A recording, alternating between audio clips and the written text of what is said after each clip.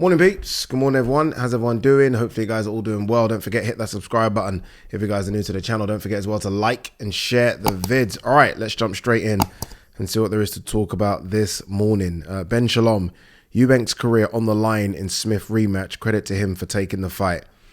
Yeah, if he loses, I don't want to say it's done. I guess it depends how he loses, but it's going to be a long way back to get the big fights.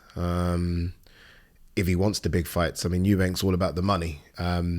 Sometimes money doesn't equate to big fights. Like, you wouldn't have said this was a big fight against Liam Smith, but all of a sudden it's a pay-per-view fight. They're making good money. So yeah, for him to get back to this, it's going to be very, very difficult. How old's Eubank Jr.? I mean, look, he lives the life and stuff, but I mean, age is age. 33. When's he going to be 34? September. I mean, there might only be a couple of big fights in him. But yeah, look, I favour Liam Smith. I think Liam Smith is going to go into this super confident. I know there's some people, I think, that can handle a defeat. And Eubank seems to be handling it pretty well. So, look, I don't think his confidence has been knocked too much. But you got to favour Liam Smith to get the job done. I still wait to see what happens with Conor Ben. I do wonder if he's going to sit it out now. He put out a post the other day saying, I'm in LA looking for Manny Pacquiao. So that's clearly what he wants. Whether or not that fight's going to be made. I mean, Pacquiao, I haven't seen any videos of Pacquiao recently back in the gym or anything. So I doubt that we're going to see Conor Ben versus Manny Pacquiao in June or July. Conor Ben versus someone else, maybe. Conor Ben versus Pacquiao. I doubt it. Martin Bakole, Dillian Whyte is hiding, sign the contract and make the fight happen. Wouldn't mind seeing this. If you're Dillian Whyte, you're waiting. You're not hiding. You're waiting because you want to see what AJ is going to do. Because there is a lot of talk about AJ now fighting in the summer, as opposed to we won't see AJ until December. So if you're Dillian Whyte, let's wait and see what AJ does. And then you'll see if the money makes sense to fight Bakole. And that's what it's all about now, if you're Dillian Whyte. You've had your world title fight. You've been in big fights, the big one being Tyson Fury. It's about now just cashing out. Well, not cashing out, but cashing in, right? Having a look and seeing, okay, what fight generates the most money for me? Because Dillian Whyte's no spring chicken. Again, this is a fighter that I think's only got a few fights left in him. So, look, if you can make big money fighting Martin Bakole, Dillian Whyte will fight Bakole. Look, Dillian Whyte was ringside wanting to fight the winner of Joe Joyce versus Zhang, and he wanted to fight Joyce. So you don't run to Joyce if you're scared of Bakole. So yeah, look, Dillian Whyte ain't scared of anybody. But I think it's a good fight. I like it. I like the fight. I think it makes sense. I fly out. Or what's this? Canelo versus Ryder, winner to receive WBC's Puebla Jalisco belt. Nonsense. What a load of nonsense. That's why it was so good the other day to see Ryan Garcia tank and not to have any of these silly belts. Like, you know, you somehow thought the WBC are going to get involved here and create some belt to, I don't know, to talk about the fight or something, as they do. You've seen these belts that they just all of a sudden make for no reason. And also, by the way, it was so good to see the numbers. Like, I did a video the other day. I actually took it down because I wasn't quite sure about the source. I said that the fight had done around 1.2 million. But the person that told me, I was like, and I don't want to be that type of journo or YouTuber that puts up videos without sort of verifying the sources. But now I could probably put that video back up because those figures are real. We're hearing it did 1.2 million pay-per-view buys and a gate of 22.8 million. 22.8 million gate. That's, what's that? Top 6, top 7 ever? Incredible. Incredible. Let's talk about the pay-per-view buys first. That's 1.2 million pay-per-view buys in this era of illegal streaming. It's difficult to say, but I was going to say something like 10 years ago, that's 2 million. 10 years ago, I think that's 2 million. I really do. In the age now where everyone streams, everyone finds these, you see people talking about it, I'm going to find a legal stream. I honestly believe that 50% of the people, and that's too high, 30 to 40% of the people that watched that fight illegally streamed it. So for it to have done 1.2 million is incredible. It shows as well to these fighters, these promoters, managers, broadcasters, if you put on the right fights, we will pay. As much as we don't want to pay for pay-per-view, if the right fights are put on, fight fans will pay. Because there has been this question about, is boxing dead? Is pay-per-view dead? No one wants pay-per-view, but I think we as fight fans understand that in order to make some of these real big fights, you have to chuck it on pay-per-view. Again, I'm going to repeat myself. If the right fights are made, people will pay. If the right fights are made, a 22.8 million gate tells you people will put their bums on the seats and buy the tickets regardless of the price. It isn't rocket science. Make the great fights, promote it well, and you've got us. Some of the trash that we've been given in the last 4 or 5 years, and everyone like, the numbers are crap. The numbers are crap because we didn't want it. The numbers are crap because we didn't ask for it. Give us good stuff and we will pay. Like, honestly, give us Gervonta versus Shakur Stevenson, promote it correctly, we will pay. Give us Fury versus AJ, promote it correctly, regardless of whether or not people think Fury bashes him up, we will pay. Give us Wilder versus AJ, we will pay. There's so many. Crawford versus Spence, we will pay.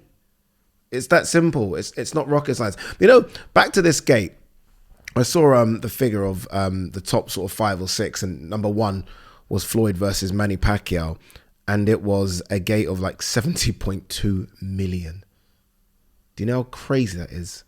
70.2 million, and that was at the MGM Grand Garden Arena, which is smaller than the T-Mobile, and it's still done 70.2 million gate. The tickets were going for like ringside were 180,000 each, and just to be in the arena, the cheapest you could get was 5,000, but on the black market, they were going for crazy numbers. So that figure of 70.2 million is actually not the true figure. The true figure is probably another 10 million more, just because that 70.2 only reflects the price of the ticket on the ticket, if that makes any sense. Not what that ticket's then being resold for. Yeah? So, that's crazy. We over here, as much as, look, boxing's massive over here, isn't it? It's probably... I still think it's the second biggest sport over here behind football. I know some will argue about rugby and cricket, but for me, it's boxing. We will never get gates like that, regardless of whether or not we fill out Wembley. We just won't get those kind of numbers just because we won't charge that crazy kind of figures for tickets. We just won't. We won't. It's weird how America gets away with it. Like, we won't charge crazy figures for pay-per-view. How strange that America gets away with that. It's strange, isn't it? Like, it's still boxing, right? Boxing's boxing. The sport hasn't changed. But America can charge crazy numbers for tickets. Crazy numbers for their pay-per-view. I mean, Manny Pacquiao Floyd was over $100. Like, over here, we've just about gone over that $25 mark. £25 mark. And people have lost their minds. It's honestly, it's crazy. It's crazy how America can do that. Like, I said the other day, and someone shot me down. I was like, if AJ Fury was to be made, I think the pay-per-view would be $39.95, and everyone's like, fuck off, 39 rubbish, not paying for that. And I'm like, geez, if that was 2 American heavyweights as big as they are, like as big as AJ and Fury is, that's $120 in America, easy. It's crazy. I wonder why that's accepted in America and not here. Anyway, look, I fly out to Canelo Rider, or for Canelo Rider on Wednesday, and I was just like, sort of having a very reflective moment of how the fuck have we got there. How's it? Honestly, I'm not one to pat myself on the back, but we're gonna fucking pat myself on the back right now, just because that's the shoulder. I'm a bit stiff. I was just thinking, like, we've gone from like the green chair, and obviously we still do it, but 3-4 years ago, like, some of you would know, some of you might not know, but 3-4 years ago, fuck me, people, when I say I was broke. I had no hope of, I don't know, I just didn't know what I was going to do. I didn't know where we were going to go. No idea. And then I got the Sky job, but even then, like it was Sky, but money was awful. It was just embarrassing. Look, the opportunity was fantastic. So yeah, it opened up a few doors, but I still didn't know what I was going to do after that. So to go from there to like, I'll be presenting Canelo. It's going to be my biggest gig ever. It's mad. I'm presenting for the biggest star in boxing. I'm the lead presenter. So I'm not the ringside reporter, which would have been just incredible anyway. I'm not the guy that's going to interview a couple of people and get some hits for the broadcast. No, I'm presenting that motherfucker.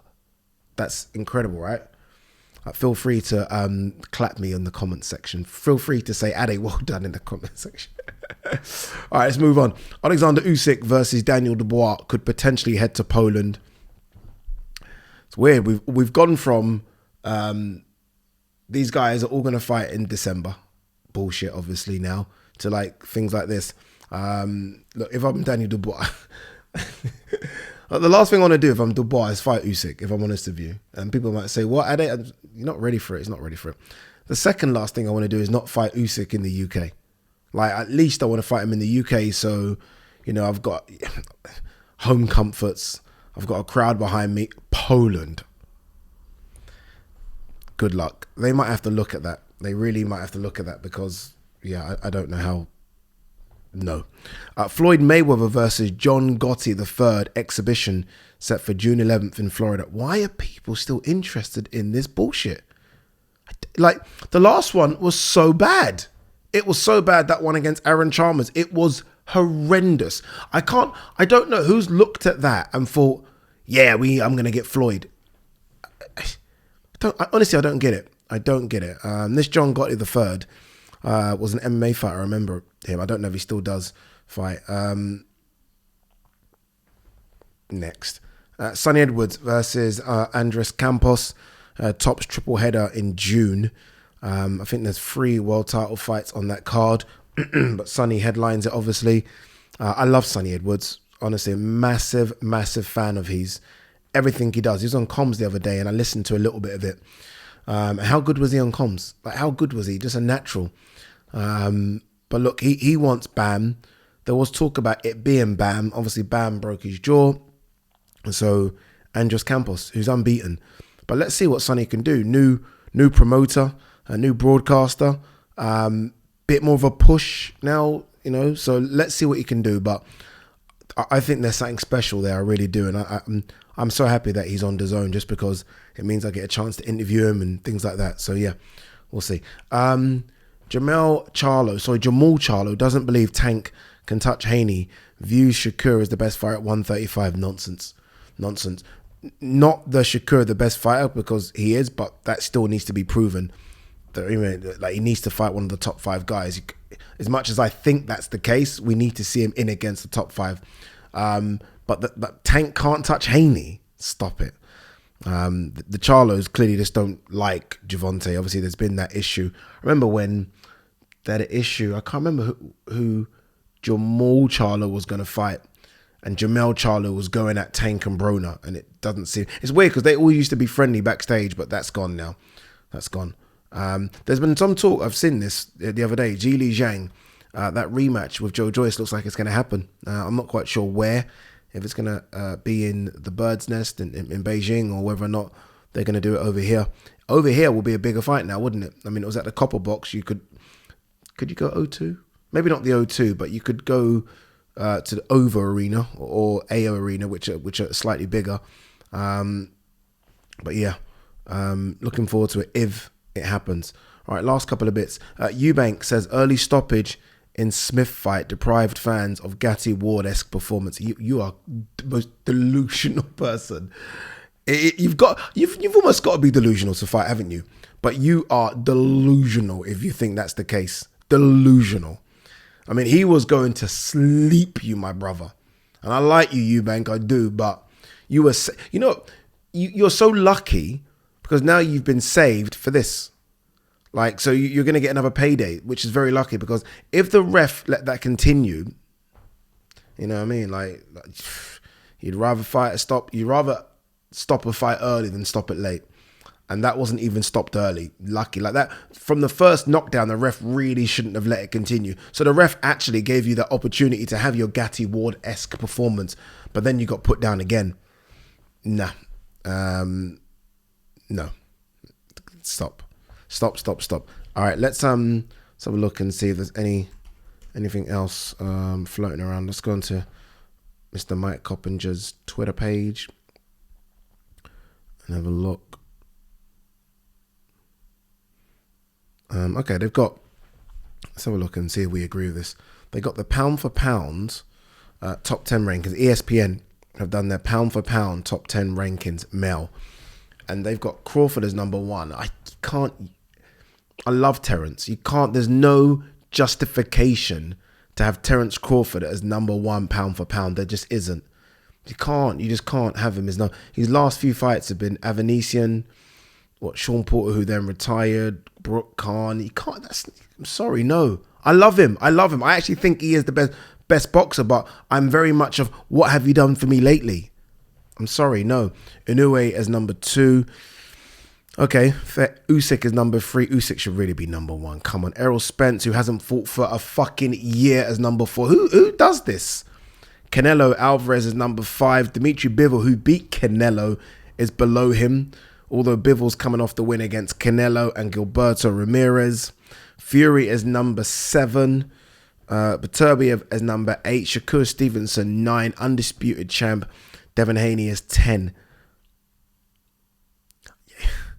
I know Terence is unbeaten, yeah, but I'm sorry. Like, where's Jamel Charlo on this list? Do you know what I mean? Yes, he's been out of the ring, but I mean, his resume is solid. And even in defeat, comes back, gets the wins. I respect that. Nah, this is just all over the place, isn't it? All over the place, this list. Yeah, I just can't have Terence as number 1. And you know what the worst thing about this is? Inactivity on this list is crazy. Crawford, as I know, Avanesian. Actually, that's not that bad. Usyk, inactive now, hasn't he? Really. Errol Spence, not fought for a year. Fury, last fight, Chisora. Like, even Fury, his last 2 fights have been Chisora and Dillian White.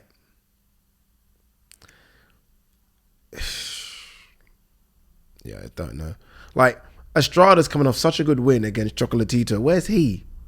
Bullshit list. Honestly, bullshit list. All right, guys, girls, I think we are done. Are we done? Yeah, I think we're done. All right, peace and love.